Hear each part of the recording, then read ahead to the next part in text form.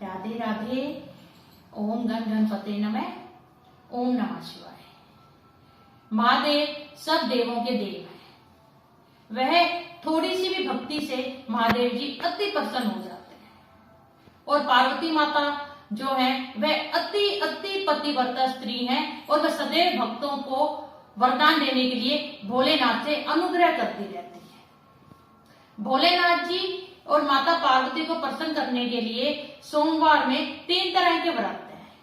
एक तो साधारण सोमवार जो हम हर सोमवार को कर सकते हैं, एक प्रदोष व्रत जो त्रयोदशी तिथि पे होता है और एक 16 सोमवार व्रत। ये तीनों ही व्रत बहुत ही चमत्कारी हैं और भोलेनाथ और माता पार्वती की कृपा प्राप्त करने का बहुत ही उत्तम साधन है। आज की जो वीडियो है इसमें हम साधारण जो सोमवार है उसकी कथा को श्रवण करेंगे और नियमों को जानेंगे। नमस्कार, मैं हूं आकांक्षा और आपका बहुत बहुत स्वागत करती हूं आपके खुद के YouTube channel Krishna magical world में। सबसे पहले हम सोमवार का जो साधारण व्रत होता है उसके नियमों की बात कर लेते हैं। भोलेनाथ का व्रत है जो बिना भोलेनाथ के जल अभिषेक के पूरा कभी भी नहीं होता। इसलिए अगर आपके पास समय है तो ये बहुत ही अच्छी बात है कि आप इस शिवालय में जाइए, कच्चे दूध से, गंगा जल से, बेल पत्तर से, पुष्प जो सफेद रंग के हो, शक्कर से, गन्ने के रस से महादेव का आप पूजन करिए। अगर आपके पास थोड़ा सा भी समय नहीं है तो आपके घर में जो भी शिवलिंग है आप उन्हें अवश्य स्नान कराइए और अच्छे से पूजा पाठ करिए और जो साधारण जो सोमवार की जो व्रत कथा है उसका श्रवण कीजिए।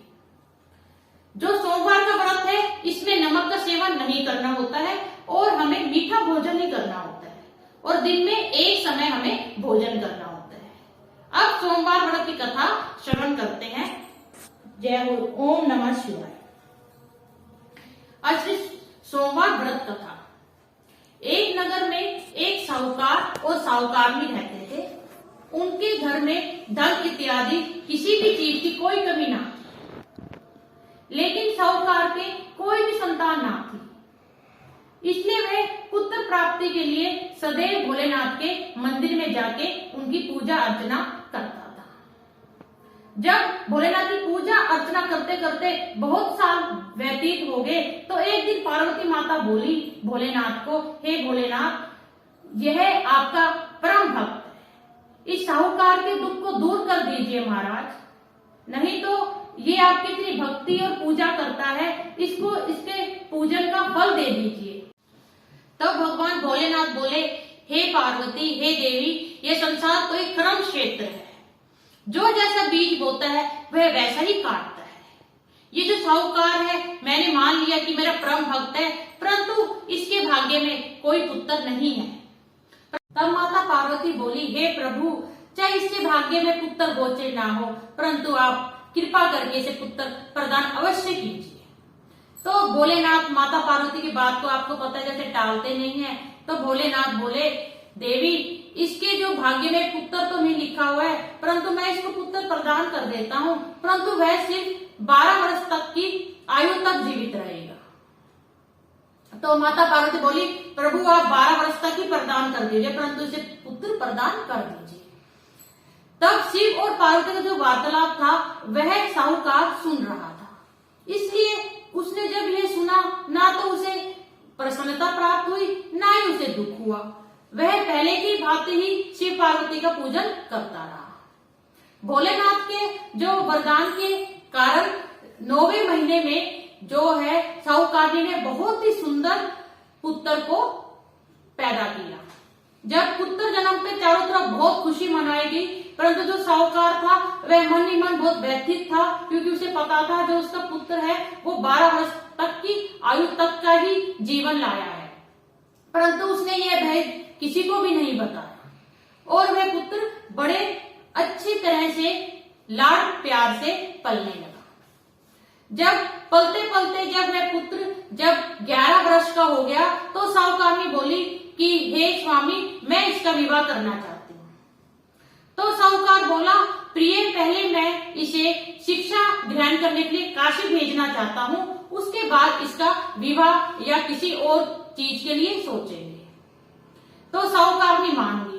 तब साहूकार ने जो उसका साला था, जो लड़के का मामा था, उसे बुलाया और बहुत सा धन दिया और उन दोनों को विदा किया और उस मामा को बोला कि तुम जहाँ पे भी रुको बहुत से हवन और दान पुण्य करते रहना और इसे काशी ले जाओ, वहां पे ये शिक्षित हो जाए तब इसे वापिस ले आना। और मामा और भांजा काशी की ओर निकल पड़े। जैसे ही वे जिस भी शहर में रुकते थे वहीं पे वो हवन करते थे, दान आदि करते थे। जब मामा और भांजा एक नगर में जब रुक रहे थे तब वहां पर एक राजा की बारात आई। तो जो वर पक्ष का जो दूल्हा था वह एक आंख से काना था।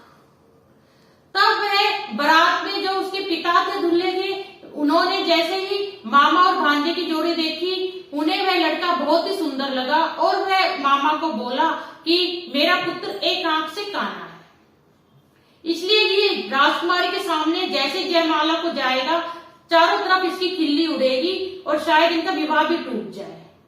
इसलिए अगर आप अपने भांजे को दूल्हे के वेश में एक बार द्वार तक ले जाएंगे तो मेरे पुत्र की जगह इसके साथ विवाह संपन्न हो जाए तो मैं आपको बहुत सारे धन को दे दूंगा। तो जो मामा थे वे सहज उन्होंने स्वीकृति दे दी और जो वह भांजा था, जो पुत्र था जो साहूकार का, वह दूल्हे का वेश धर के और उसने राजकुमारी के साथ विवाह रचा दिया। जैसे ही वह विवाह पूरा संपन्न हो गया, जैसे ही वह जाने लगा जो भांजा था, तो उसने अपनी पत्नी के पल्लू पे लिख दिया कि तुम्हारा विवाह मेरे से हुआ है, जो तुम्हारा वर पक्ष का जो दूल्हा है वह एक आंख से काना है और मैं काशी पढ़ने को जा रहा हूँ, और ये लिख के वह चला गया। जैसे ही राजकुमारी ने अपने पल्लू पे लिखा पढ़ा तो उसने अपने पिता को बताया, राजा को, और बोली कि मैं तो जो काशी जो पढ़ने गए हैं उन्हीं के साथ ही विदा होंगी, क्योंकि मेरा विवाह उनके साथ ही हुआ है। और जो काने दूल्हे की जो बारात थी वह खाली हाथ लौट गई। चलते चलते जैसे ही मामा भांजा काशी में पहुंचे तो वह वहां पे निवास करने लगे और जो वो साहूकार का जो पुत्र था वह शिक्षा प्राप्त करने लगा। जैसे ही वह साहूकार का जो पुत्र था 12 वर्ष का हुआ, जिस दिन उसके मृत्यु का दिन था उस दिन वह हवन कर रहा था मामा के साथ। तभी वह अपने मामा को बोला कि मामा जी मुझे थोड़ी सी बेचैनी हो रही है। तब उसके मामा ने बोला, भांजे तुम अंदर जाके थोड़ा सा विश्राम कर लो, तुम्हें थकान हो गई है, तुम्हें आराम पड़ जाएगा। और वह अंदर को चला गया साहूकार का जो पुत्र था, और जैसे ही वह लेटा तभी उसके प्राण पखेरु उड़ गए। थोड़ी देर बाद जब मामा ने देखा कि भांजा वापिस नहीं आया तो वह वहां गया, तो उसने जब देखा तो वह चकित रह गया, क्योंकि उसके भांजे का देहांत हो चुका था। परंतु मामा ने सोचा अगर मैं हवन के बीच में चिल्लाऊंगा रोऊंगा तो हवन का जो कार्य है वह बीच में संपन्न नहीं होगा और अधूरा रह जाएगा।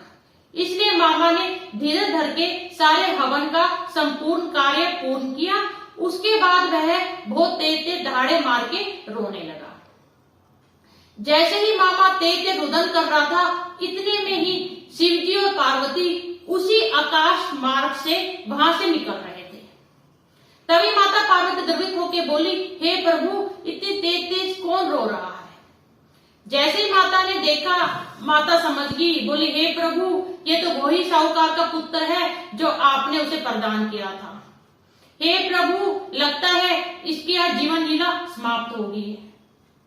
तभी माता पार्वती भोलेनाथ से विनती करने लगी, हे भोलेनाथ कृपा करके इसे जीवन दान दीजिए, क्योंकि अगर ये 12 वर्ष की आयु में अगर ये मृत्यु को प्राप्त हो चुका है तो इसके माता पिता भी मृत्यु को प्राप्त हो जाएंगे, प्रभु आप कृपा कीजिए।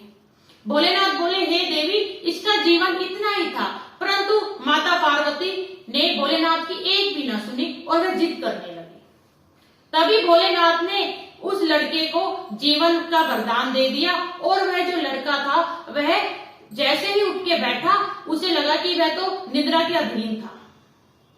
तब उसके मामा को भी देख के बहुत आश्चर्य हुआ और उसने बहुत खुशी मनाई। और उसके बाद दोनों मामा भांजा शिक्षा प्राप्त करने के बाद वापिस काशी से अपने नगर की ओर लौटने लगे। जैसे ही वो रास्ते में उस नगर में आए जहाँ पे उस साहूकार के पुत्र ने विवाह रचाया था, वहां पे वे हवन करने लगे। तभी राजा के सैनिकों ने उसे पहचान लिया कि ये तो वही राजकुमार है, वही साहूकार का पुत्र है जिससे हमारे राजकुमार का विवाह संपन्न हुआ था।